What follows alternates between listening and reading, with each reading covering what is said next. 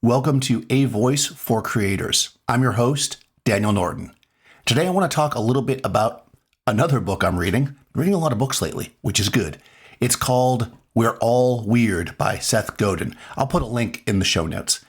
And this book is it's a manifesto about the end of mass market and how we can market to smaller and more direct people.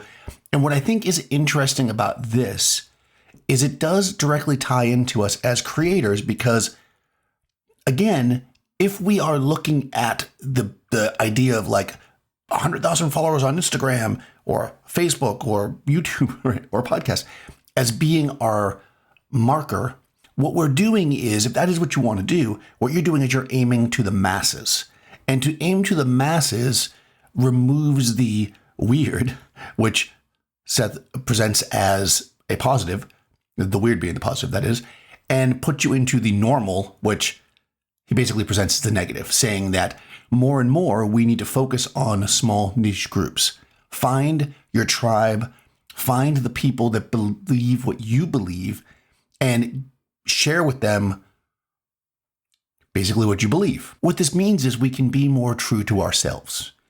If we try to sell to everybody, and I've talked about this many times before with manufacturers who've come to me and asked me to do something for their product. And I say, who's your customer? And they're like, everybody. Sure, anybody can use anything, right? This is definitely a thing, right? But who do we intend to use it? If we just make something for everyone, what we make is something that is boring, homogenized, uninteresting. If we make something that's interesting, then we will get people that are really strongly believe.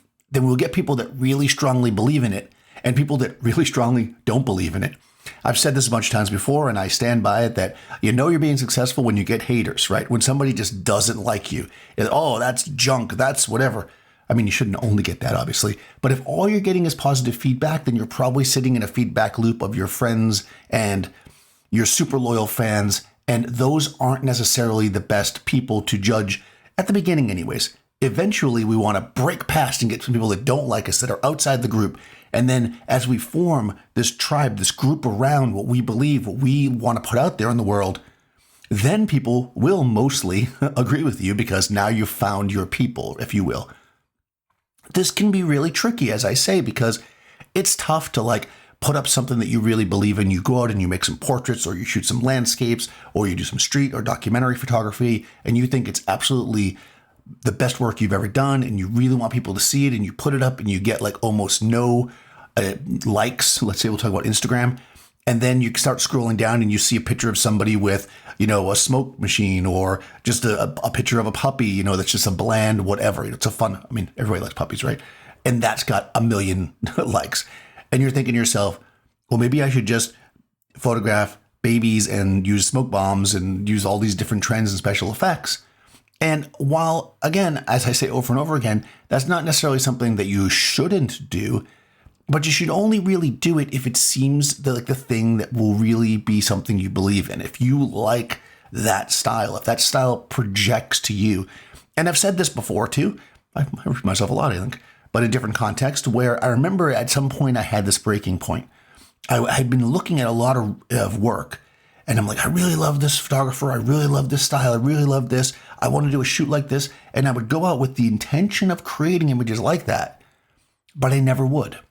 And at first it was frustrating. It was like, I knew I had the technical knowledge to do it, but why was I not producing that? Why was I not producing those images? And what I realized was because I was actually being true to myself and creating what I believed, what I saw, my vision. It's kind of like the thing they do when you're in photo school, where they give the students each like 30 minutes with a model, but where nobody else is around. You just go in there and you work with the model and create what you want. And then everybody has different images. And that's to show you that even given the exact same subject and the exact same clothes and the exact same location, we are going to produce different images, not being different just to be different, but being different because we're expressing ourselves. We're showing ourselves. We're being weird.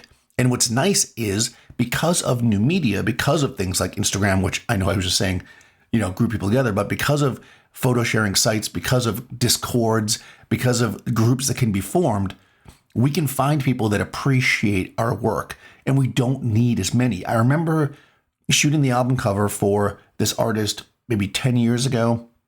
And at the launch party, the record producer that kind of owned his, I guess he had a recording studio and he had a couple of artists that he was working with, and they were self-producing basically.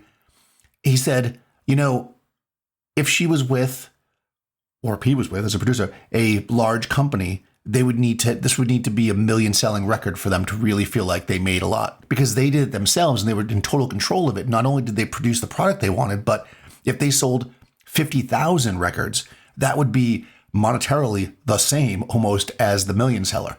So it's really interesting. We can actually, there's always been small niche markets, but now we can actually make it work for us. We can actually do the thing we want to do, whether it be make money or help people or whatever. And we can do it in small batches because we have the technology to do it.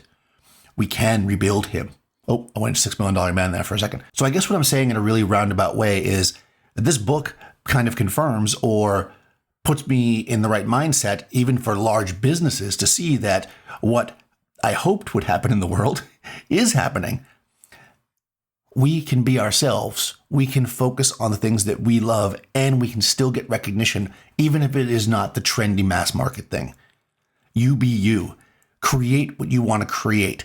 Get it out there in front of people. You will find the people that love it, because more and more, those people are looking for people that are like them.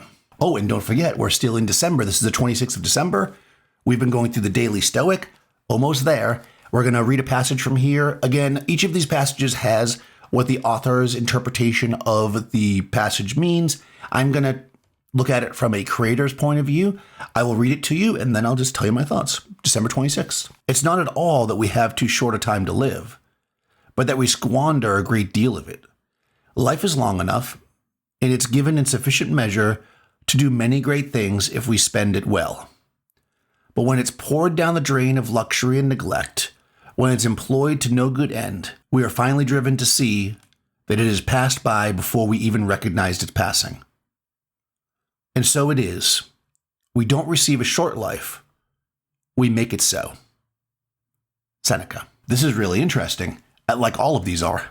I have loved Stoic philosophy. I think it's super interesting. And again, December, they're dealing with mortality. But if we think about this as a creator, right, we often squander our time on things that are not in the long run important. Not to say we shouldn't sometimes do things that aren't important. And how do we know what's important?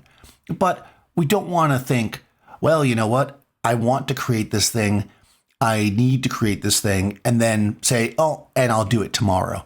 Because ultimately, while life isn't short, we need to use the moments we have. So I don't know if I agree with that. I feel like life is short. I could use a few extra years beyond the 150 I plan on living. But I don't know about you guys. But don't squander your time. Think about what you're doing. Make it worthwhile. Don't do something halfway. Do it so that it pleases you, and you will then feel like you had a life fulfilled. At least that's what I think. What do you think?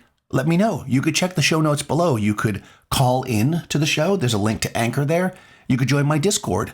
On my Discord server, we can chat. There's an AVoice room there. Also, if you haven't done so already, please do rate the podcast 5 stars our daily. And if you haven't written a review, please do that. Also in the show notes, you're going to find a link to the Weird book, the Stoic book, and to my Patreon. So if you'd like to support the podcast, that's a great way to do it. I'll talk to you tomorrow.